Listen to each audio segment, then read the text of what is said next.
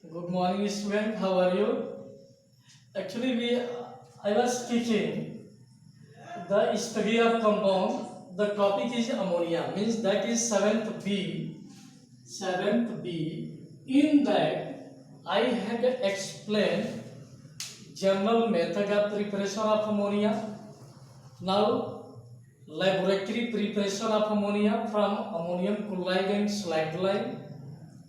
Preparation of ammonia by metallic nitride. I had explained and about occurrence.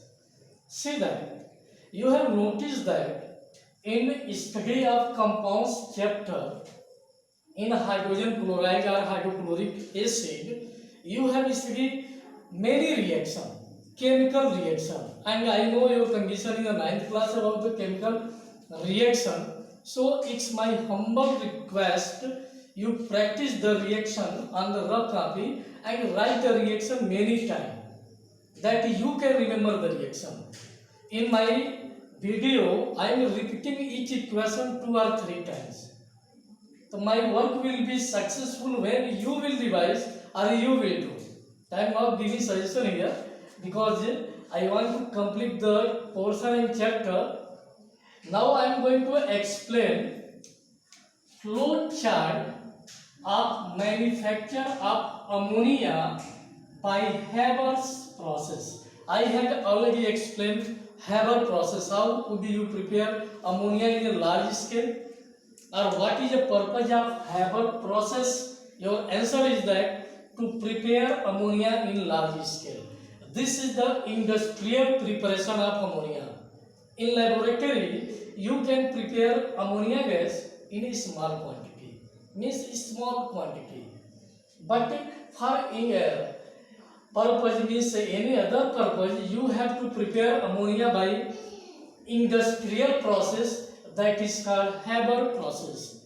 I have made one chart. This is nothing.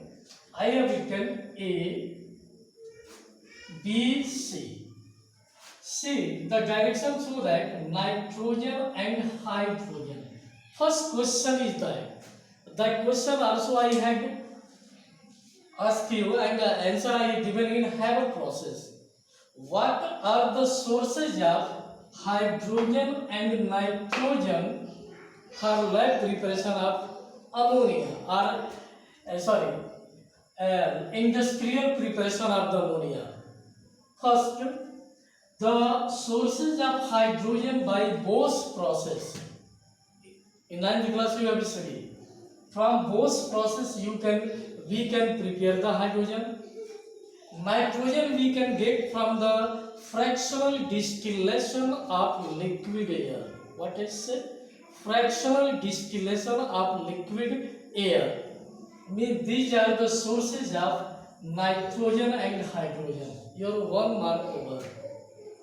Now, this gas is allowed to pass through in chamber A, that is called compressor pump. This pump circulates these gases in next chamber, that is B, that is called electrically heating catalytic chamber. I have written one catalytic chamber, but complete name is that electrically heating catalytic chamber. If in this chamber this reaction is taking place, see, remember this reaction, nitrogen and hydrogen combined at the temperature 450 to 500 degrees Celsius, pressure 200 to 900 atm, atmospheric pressure. Now catalyst finally divided iron. What is it? Finally divided iron, or iron as the catalyst and molybdenum as a promoter. Now what is the catalyst? Any external substance which change the rate of reaction but never take part in a chemical reaction, that external substance are known as catalyst. What is promoter? Promoter is a substance which increase, promoter I say that means which increase the efficiency of catalyst. So it is called promoter. Then it's form ammonia 2NH3 and 22.4 kilocalorie heat energy. Now remember that this reaction is combination reaction. Next, reversible reaction. Now catalytic reaction. Also temperature means it is, you can say, thermodynamic reaction. Other highly exothermic because 22.4 kilocalorie heat energy it's giving out. See that in beginning initial temperature is 450 to 500 degrees Celsius. Remember that this reaction is also endothermic. Afterward this reaction is highly exothermic. So this is the reaction taking place in the chamber, electrically heating catalytic chamber. In this reaction is taking place. Now what are the questions they can ask? They can ask, write the name of the catalyst, only one name, iron, promoter, molybdenum, temperature 450 to 500 degrees Celsius, optimum pressure 200 to 900 atm. This reaction is endothermic or exothermic. You can say that endothermic and highly exothermic.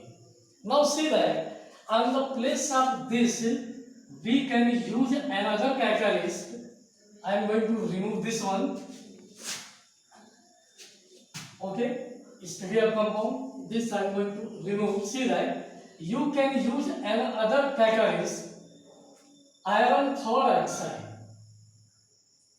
Iron oxide means Fe2O3. Iron oxide is a catalyst. But remember that 1% of potassium oxide, 1% potassium oxide and 3% aluminium oxide used as a promoter. Maybe question.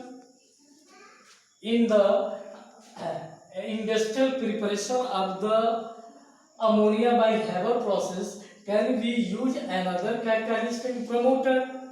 Yes, we can use iron oxide as a catalyst, 1% potassium oxide and 3% of aluminium oxide as a promoter we can use for the preparation of ammonia by Haber process. Now last C means condenser. You know that here liquefied ammonia we can collect here. NH3 liquefied. Uncombined nitrogen and hydrogen can be again recirculate to the first chamber, means compressor pump. This is the flow chart of the ammonia. Now many questions are coming here.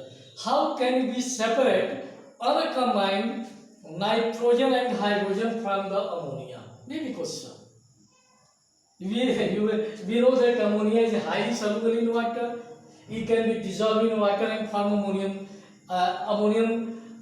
hydroxide or ammonia solution. But question will be there. What question? Sir, how can we separate uncombined hydrogen and nitrogen from ammonia? For that two methods. One method is liquefaction, other method is dissolving in water, because hydrogen and nitrogen are fairly little bit soluble in water, where one volume of water can be dissolved 702 volume of ammonia. So what are the two methods? First method is liquefaction, second method is dissolving ammonia in water. That is given, some few points are given on page number 168 and 169. My dear student, please read this page.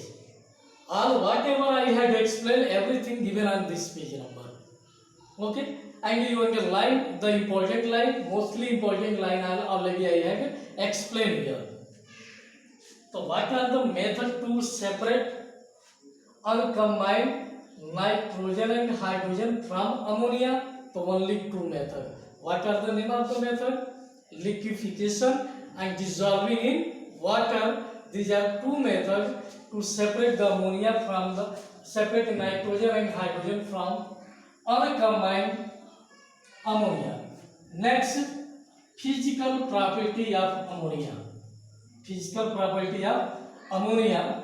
What are the physical property? First property, see that physical given color, colorless, odor, strong pungent odor. Suppose you are suffering from the cold. You are suffering from cold. Just to take the odor, smell of the ammonia. I think that within once you inhale, that will over. Means after drinking cold drink, some air is coming. What are feeling in that area? Same smell of the odor of the ammonia, that is called pungent odor smell. Means if you take the smell of this gas, the watery droplet start to come from your mouth and your nose also. Pungent odor. And since ammonia gas so select alkaline in nature, physiological nature, non-poisonous, its inhale affect the respiratory system. It is a finally fatal in the large closes. Density, it is a lighter than air. Solubility, highly soluble in water. Liquefaction, easily liquefied at low temperature. Boiling point, its boiling point minus 33.5 degrees Celsius. Freezing point of the ammonia is minus 77.7 degrees Celsius. Now I am going to explain one experiment. In hydrogen chloride gas chapter, I had explained one experiment that was called red fountain. Now here blue fountain experiment. But before that experiment, you have to prepare whatever I have explained. Then this experiment will be very easy. After that only one experiment. Now chemical properties, physical property and chapter will be over. So my dear student, first to prepare that one, then I will explain this experiment. That is a fountain experiment. I hope that you have written the first experiment, that is red fountain, to demonstrate highly solubility of hydrogen chloride gas and it is acidic in nature. Remember that experiment I had explained.